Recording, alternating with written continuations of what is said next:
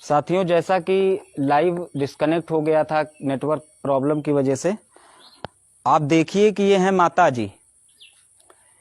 इनका ये हाथ फ्रैक्चर है और ये भी हाथ पूरी तरह से फ्रैक्चर है, और ये इनकी उम्र लगभग 60 से 65 होगी, 60 से 65 होगी। और इनको किस क्रूरता से, कितनी बेरहमी से इनको मारा गया है। और आपको मैं दिखाता हूँ, ये बहन है, ये इनकी बिटिया है। नहीं, हमारी बहन। हाँ, ये बहन है। इनका देखिए पैर पूरी तरह से फ्रैक्चर है, पूरा पैर फ्रैक्चर है। पैर को दिखाइए। और सर में आप देख सकते हैं कि 5-6 कुल्हाड़ी जो है इनके सर पे, ये सर पे जो है 5-6 कुल्हाड़ी, फरसा, फावड़ा, जो भी हथियार उनके हाथ में आया, धारदार हथियार, कुल्हाड़ी, पत्थर, ईंटा, सब चलाने का काम किया है। और ये परिवार से हैं, ये भी, इनको भी मारा पीटा गया पूरी तरह से। और ये हैं माँ जी, इनको भी पूरी तरह से इनका पैर फ्रैक्चर है और इनका हाथ भी फ्रैक्चर है, और सर में भी कुल्हाड़ी लगी है पूरी तरह से। ये देखिए काले काले बरते, ये डंडा लाठी से पूरा पैर ये खत्म हो गया है, पूरा ये पैर खत्म हो गया है। आप सब चीज आप देख रहे हैं, सारे लोग जो है, जितने भी लोग इस लाइव से जुड़े हैं, वो ये बताएं कि ये कहां तक सही है, ये अत्याचार, ये अन्याय कहां तक हम लोग बर्दाश्त करेंगे।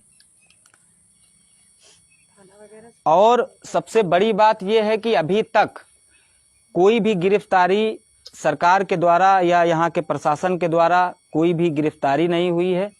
लोकल थाने के द्वारा कोई, सीओ साहब इसकी विवेचना कर रहे हैं। सीओ साहब को मैं 3 बार मैंने फ़ोन लगाया, सीओ साहब का फ़ोन नहीं उठ रहा।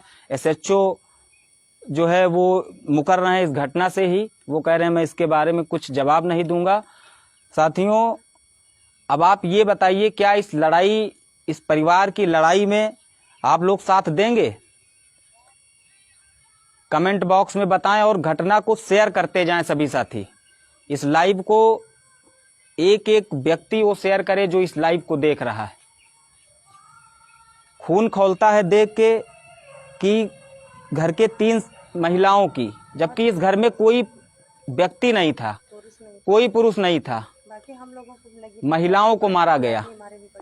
अब ये जो है, ये जो छोटी बहन है, इनकी ये बड़ी बहन है, इनकी ये पूरी घटना बताएंगी।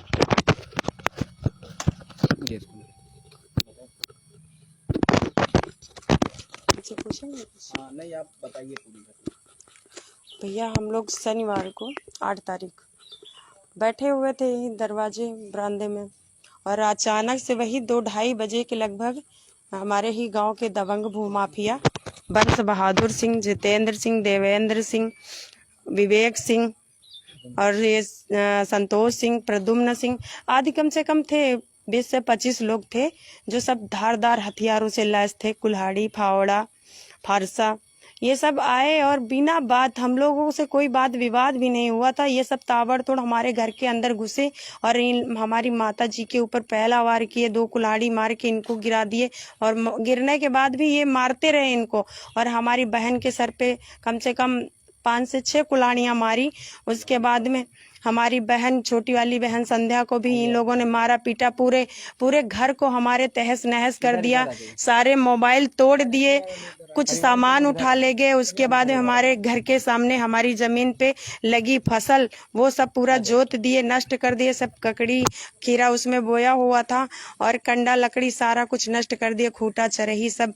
उसके बावजूद भी जब ये लोग बिल्कुल मरसन, उन्हें लगा कि हाँ ये मर गए हैं, तब वो लोग यहाँ से गए। हम प्रशासन से और उसको एम्बुलेंस को कम से कम 2 घंटे तक हम फोन करते रहे, सबसे मदद मांगते रहे, लेकिन कोई भी नहीं आया पुलिसकर्मी। करीब 2 घंटे बाद किसी तरह से आए हैं, तो जाके हम लोगों को जो है एम्बुलेंस लेकर हॉस्पिटल पहुंची, तो देखा तो वहाँ आरोपी पहले से ही मौजूद थे। और उनकी सुरक्षा में पुलिस भी मुस्तैद थी। उसके बाद में किसी तरह से हमने एप्लीकेशन लिखी, हमारी बहन और माँ को रिफर किया गया जिला हॉस्पिटल के लिए, क्योंकि इनके सर से ब्लड नहीं बंद हो रहा था और ये सब बेहोशी की हालत में थे।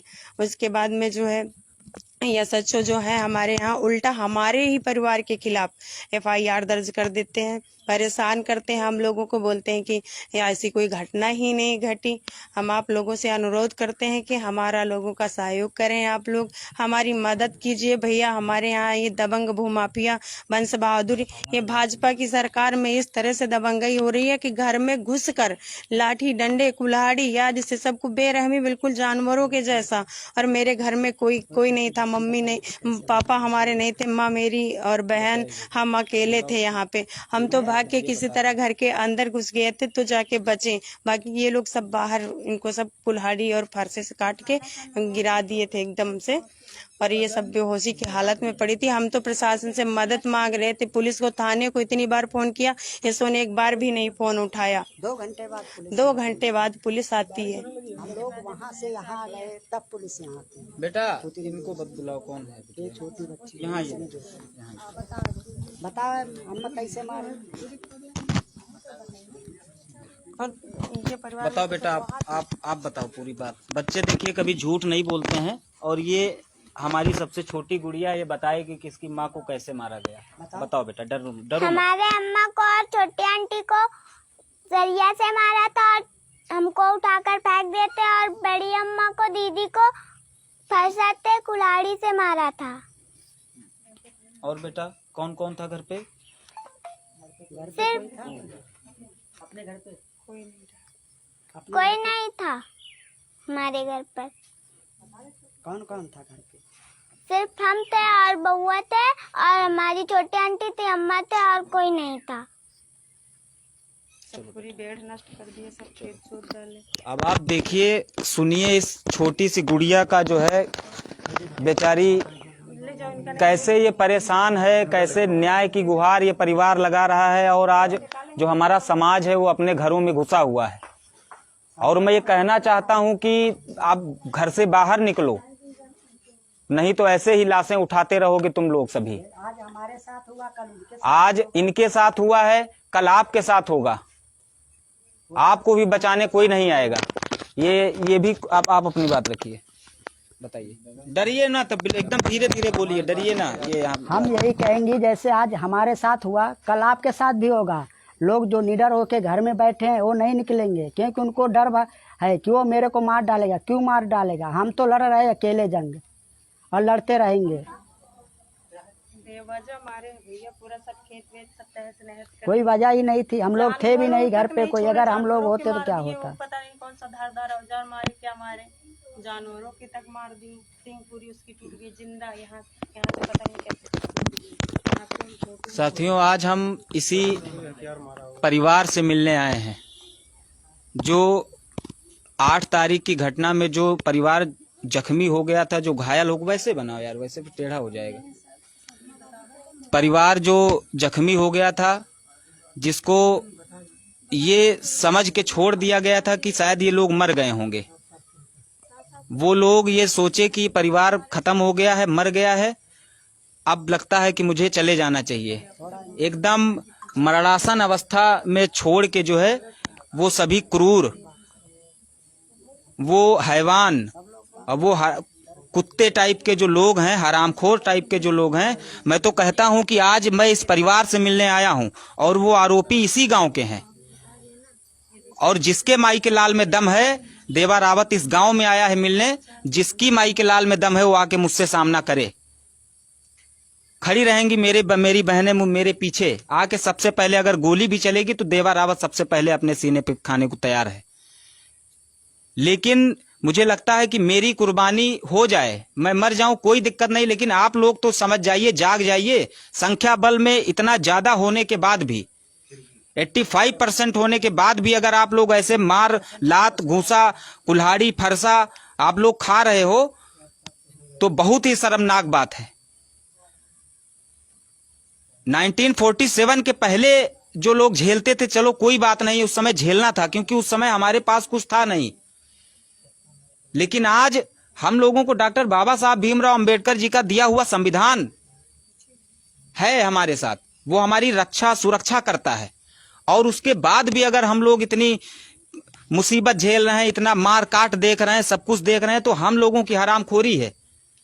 ये हरामखोरी एक ना एक दिन सबके घरों में विकराल रूप लेगी, ये आप जान लीजिए। ये हरामखोरी इतनी गंदी चीज है, इतनी खराब चीज है कि हर परिवार को मारा जाएगा, हर परिवार की माताओं बहनों को ऐसे ही लाठी डंडों से पीटा जाएगा, उनको मूली गाजर की तरह काटा जाएगा, और हमारा समाज ऐसे मूकबधिर बने हुआ देखता रहेगा। आज मैं चैलेंज के साथ कह रहा हूं और ऑन रिकॉर्ड बोल रहा हूं कि जिस माई के लाल में दम है, देवा रावत, मैं भी पासी पुत्र हूं, जिसमें दम है, जिसमें हैसियत है, अब आए मुझसे करे मुकाबला। मैं खड़ा हूं उसी गांव में, सराय उमरी में खड़ा हूं, जिसमें ये ताकत है आके करे मुकाबला। इसी गांव में हूं, इसी गांव में मौजूद हूं, इसी परिवार के घर पे हूं अपने। लेकिन तुम लोग नालायकों, मक्कारों, तुम लोग जो है महिलाओं पे हमला करोगे, तुम लोग घर में अकेली महिलाओं पे हमला करोगे। कोई पुरुष नहीं था जब ये हमला हुआ तो। और यहाँ के प्रशासन की नाकामी आप देखिए। 8 तारीख की घटना है, आज 17 तारीख हो गई है। सुनने में आया है कि एक आरोपी पकड़ा गया है। एसओ फोन नहीं उठा रहे हैं, सीओ फोन नहीं उठा रहे हैं, एसओ बात करने को तैयार नहीं, कोई मतलब नहीं। इतनी बड़ी घटना और हमारे परिवार को यहाँ पे सुरक्षा नहीं। कल को फिर वो लोग आके अगर कोई जानलेवा हमला करें या किसी बहन को या भाई को या माँ को अगर मारे पीटे, तो इसकी जिम्मेदारी कौन लेगा? कौन लेगा इसकी जिम्मेदारी? क्या उत्तर प्रदेश की योगी सरकार लेगी? क्या लोकल थाना बछरावा थाना लेगा? कौन लेगा इसकी जिम्मेदारी? और मैं बताना चाहता हूं कि ये लाइव को शेयर करें और ये लाइव उत्तर प्रदेश के मुख्यमंत्री तक पहुंचे, डीजीपी तक पहुंचे, आईजी तक पहुंचे। उनको लगे कि हाँ, ये कैसा न्याय, कैसी व्यवस्था उत्तर प्रदेश सरकार की है कि यहाँ पे दलितों को मारा जाता है, पीटा जाता है, सताया जाता है, लेकिन कोई भी पुलिस वाला एफआईआर लिखने को तैयार नहीं। जमीनों को छीनने का काम किया जाता है, लगातार दबंगों के द्वारा मार मार के जमीनों को लगातार छीनने का काम किया जाता है, जबरदस्ती लिखवाने का काम किया जाता है।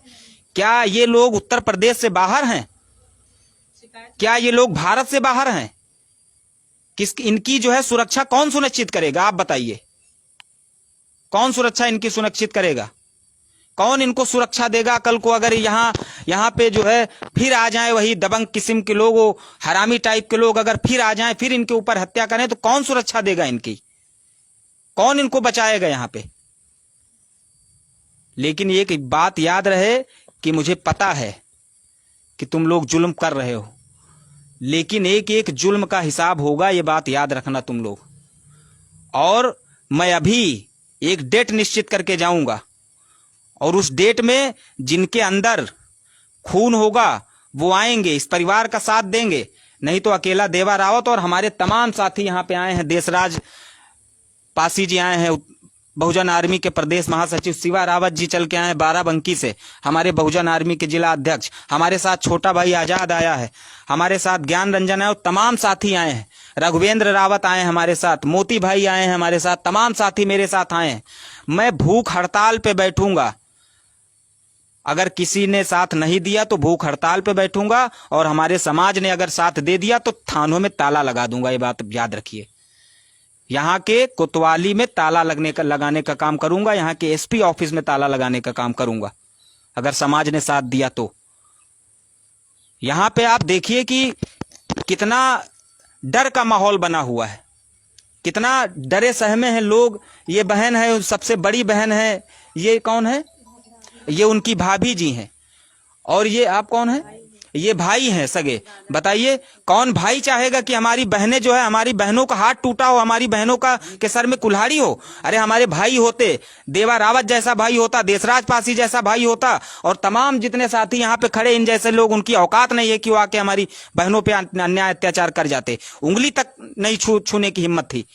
लेकिन ये खाली आज जो हमारा समाज ये झेल रहा है, ये अखंडता है खाली। ये आप जान लीजिए, जो बिखरा हुआ समाज कभी न्याय नहीं पा सकता, ये बात याद रखिएगा आप। बिखरा हुआ समाज कभी न्याय नहीं पा सकता और बिखरा हुआ समाज कभी शासक नहीं बन सकता है। और जब तक आप शासक नहीं बनोगे तब तक आपके लिए न्याय नहीं मिलेगा, आपको न्याय नहीं मिलेगा। ये बात आप याद रखिए। मुझे सुनने में आया है कि इस गांव में 80% अपना समाज है, 80% अपना समाज है, लेकिन वो दारू, शराब, मुर्गा इन सब में व्यस्त होके, मस्त होके उन्हीं लोगों का साथ दे रहे हैं। ये हरामखोरी अब भगा दो, दूर कर लो। एक दूसरे की लड़ाइयों में जाना सीखो, एक दूसरे के दुख दर्द में बांटना सीखो। और अगर आप क्या बता रहे हैं, मौजूदा प्रधान वो भी वही। और यहाँ के जो प्रधान है मौजूदा, ये जैसा कि ये परिवार बता रहा है कि ये जो मौजूदा प्रधान है ये भी उन्हीं की तरफ है, उन अपराधियों की तरफ है। वहाँ रात में गया था थाने में मार करने के लिए। हाँ। शाम को शराब उनको मिले, बाकी उससे मतलब नहीं किसका घर उनको एक FIR आप लिख के दे दो, पढ़ के बता दे। एक कोई कागज में कुछ भी लिख के दे तो पढ़ के बता दे। उसको कुछ पता ही नहीं है, न उसको न उसकी बीवी। तो साथियों आप देखिए, मेरे बहुजन समाज के भाइयों, मेरे दलित समाज के भाइयों, अगर आपके शरीर में लहू का जरा भी कतरा होगा, लहू का कतरा जरा भी होगा, वो पानी नहीं हो गया होगा तो आपका मुझे लगता है खून खौलेगा और आप इस परिवार की लड़ाई को लड़ने आएंगे। ये आप जान लीजिए। अगर आपके शरीर में खून नहीं होगा, गुलामी की जंजीरों में अगर आप जकड़े हुए हो, तो फिर कल आप भी पीटे जाओगे, आप भी मारे जाओगे, आपकी भी हत्या होगी, आपकी भी बहन मारी जाएगी, आपकी भी माँ मारी जाएगी, लेकिन कुछ हो नहीं पाएगा। ये बात याद रखिएगा आप। यहाँ पे आया हूं मैं, दर्द है मुझे इस समाज के प्रति, क्योंकि ये मेरा परिवार है और मैं यहाँ पे वोट मांगने नहीं आऊंगा कभी कि मुझे वोट दे दो, मुझे सांसद बना दो, मुझे विधायक बना दो। मुझे दर्द है, मेरा परिवार, मेरी बहनें, मेरे भाई, मेरी माँ यहाँ पे जख्मी है और मैं उसी जगह पे खड़ा हूँ, घटना स्थल पे खड़ा हूँ। और जिसको भी आना है आए और करे मेरा सामना, चलाए गोली, चलाए हथौड़ा, चलाए फावड़ा, चलाए कुल्हाड़ी, चलाए बांका, जिसके पास भी हिम्मत है आए चलाए। मैं करूंगा सामना, मैं आऊंगा। घटनाएं होती हैं एक ही दिन में, दो घटनाएं, वो भी दोनों दलित परिवार यहीं पे पहले वो सुनीता को वहाँ मारते हैं। हाँ। यहाँ से 500 मीटर दूर। वो सुनीता कहाँ है? सुनीता वही जो वहाँ बुलाइए जरा उनको, है ना, वो जो बुलाइए उनको। कहाँ है वो? इनकी जो अच्छा वो अच्छा अच्छा, इनकी जो माँ है, वहाँ पे हमला नहीं किया, समझ गए। हाँ, फिर यहाँ पे आके इन वो लोगों 500 मीटर दूर हमारे घर से है, उनका खेत, इंजन, सारा कुछ।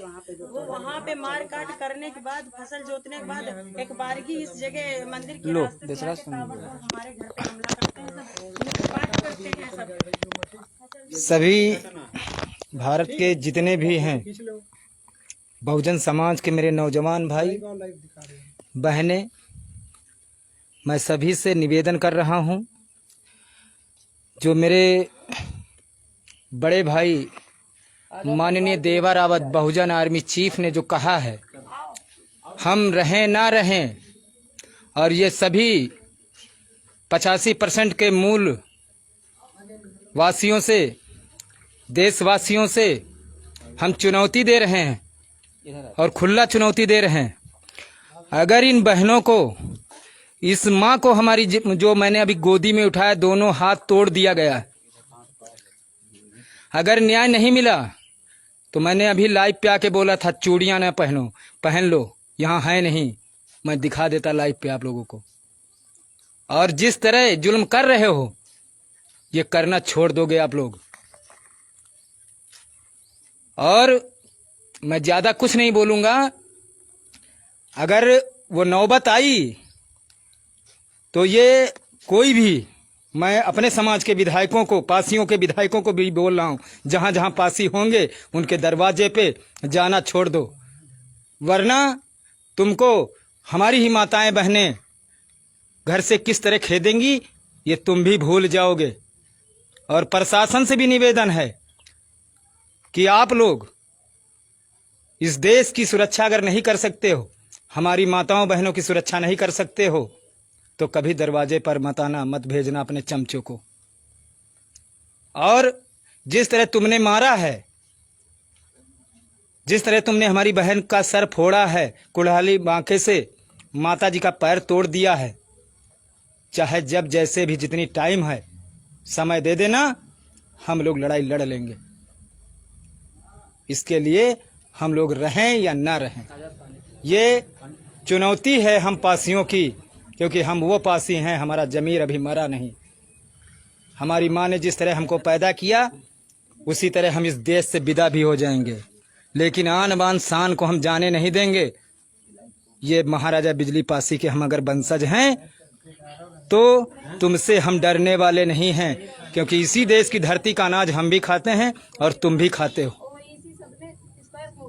और हमने पहले भी लाइव पे अभी बोला है कि मैं उस तरह का व्यक्ति नहीं हूँ, इतना नीच व्यक्ति नहीं हूँ, इतनी नीच मेरी सोच नहीं है कि हमारे पुरखे बाबा साहब अम्बेडकर ने तुमको जिस लायक बनाया है, पढ़ने लिखने का अधिकार दे दिया, तुम समझ गए कि तुम्हारे घर में हमारी ही बहन बेटियों का, हमारे ही भाइयों का, हमारे ही समाज के माता पिता जो भी हैं शैम्पू तक लगाते हैं, उसका जीएसटी कट के तुम्हें तनख्वाह मिलती है। तुम हमारे समाज के साथ इस तरह का घिनौना काम कर रहे हो, तुम्हें शर्म नहीं आती। और अब जितना दुख दर्द था वो खत्म हो गया। परिवार को देखने के बाद जितना तुम्हारी हमारे अंदर दिल में कुछ भाईचारा बचा था वो भी अब मर गया है। अगर तुम इस देश की हमारी माताओं बहनों की इज्जतों को लूटने में जुटे हो तो तुमको ठीक करने में हम लोग जुट जाएंगे, इसमें हम कोर कसर भी नहीं छोड़ेंगे। और ये प्रशासन से निवेदन है, ऐसे लोगों को 24 घंटे में गिरफ्तारी होनी चाहिए। और ये संविधान बोल भी रहा है कि जहां से लड़ाई झगड़ा हो 24 घंटे के अंदर जहां से मुलजिम पकड़ा जाए कोर्ट का रास्ता होता है। ये 8 दिन का रास्ता बीत चुका है। और मैं सभी पासियों से निवेदन कर रहा हूं, मैं नाम ले रहा हूं, चाहे वो सूरज पासी हो, चाहे वो योगेश पासी हो, चाहे अजय पासी इलाहाबाद हो, चाहे सुशील पासी हो, अगर तुम मदद नहीं दिए तो इस संगठन बनाना छोड़ दो। और मैंने चूड़ियां दिखाई थी, सारे लोग और सभी लोग एकजुट होके एक साथ होके इस लड़ाई को लड़ना है। और आप लोगों से निवेदन है, इस लड़ाई को रोकना नहीं है, इस लड़ाई को रोकना नहीं है, इस लड़ाई को चलने दो। अगर जब तक न्याय नहीं मिलेगा तब तक हम ना रुकेंगे, न झुकेंगे, ना ही बिकेंगे। भले हम एक टाइम रोटी कम खाएंगे, लेकिन इस अपनी माँ को, अपनी बहन को कोर कसर नहीं छोड़ेंगे न्याय दिलाने में। और मैं इन्हीं शब्दों के साथ सभी को नमो बुद्धाय, जय भीम, जय भारत, जय संविधान। जैसा कि ये बहनें बता रही हैं कि यहाँ पे जो इनके परिवार से मिलने आता है, जो भी इनकी लड़ाई को मजबूती से लड़ने आता है, जो भी इनका साथ देने आता है, यहाँ का जो प्रशासन है वो जो मदद करने आता है उसी पे कार्रवाई करता है। तो अगर ये लाइव मेरा यहाँ का प्रशासन देख रहा है तो मैं उससे अपील करूंगा, बहुत अच्छी से और बड़े सभ्य भाषा में और अच्छे लफ्जों में मैं अपील करूंगा कि वो जो है आए और मुझे गिरफ्तार करे और यहीं से मुझे थाने ले जाए और जेल में डाल दे या फांसी चढ़ा दे। मैं प्रशासन से अपील कर रहा हूं कि जैसा कि ये बहनें बता रही हैं कि सुशील पासी जी के खिलाफ भी वरिष्ठ हैं, सम्मानित हैं, मेरे बड़े भाई हैं, उनके खिलाफ भी मुकदमा हुआ है। यहाँ पे वो आए थे, यहाँ पे पीड़ित परिवार की लड़ाई को लड़ने आए थे, उनके खिलाफ भी मुकदमा हुआ। तो मैं भी अपील करूंगा कि आए, मुकदमा करें और डालें मुझे जेल, चढ़ाएं मुझे फांसी।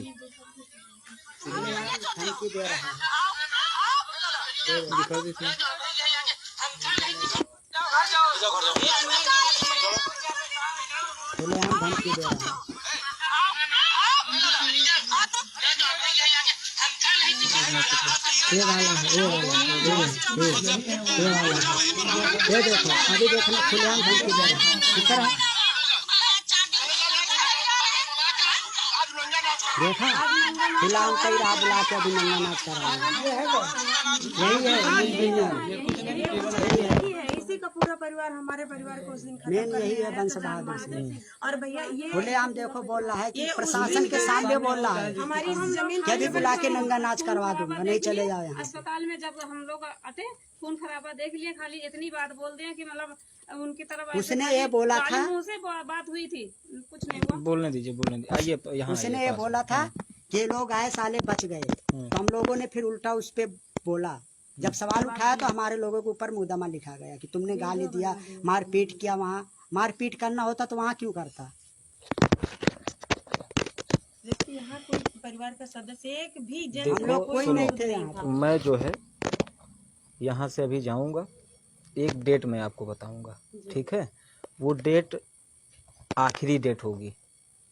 प्रशासन से पूरी बात करके, यहाँ के सीओ से बात करके और यहाँ के एसपी और एसएसपी से बात करके, सीओ यहाँ पे बहुत ज़्यादा ऊंचा अधिकारी नहीं, उससे भी ऊंचे अधिकारी हैं, एसएसपी, एसपी और एसपी से भी ऊंचे अधिकारी हैं जो मेरे बगल में हैं, लखनऊ, ठीक है? मैं सबसे सारे उच्च अधिकारियों से बात करूँगा और उनसे अगर कोई रिस्पांस नहीं मिला मुझे तो मैं एक डेट निश्चित करूँगा। आप लोग पूरी तरह से तैयारी रखिए, कमर कस के, ठीक है? पूरी तरह से तैयारी रखिए और मैं 24 घंटे आपके साथ हूँ, ये बात आप याद रखिएगा।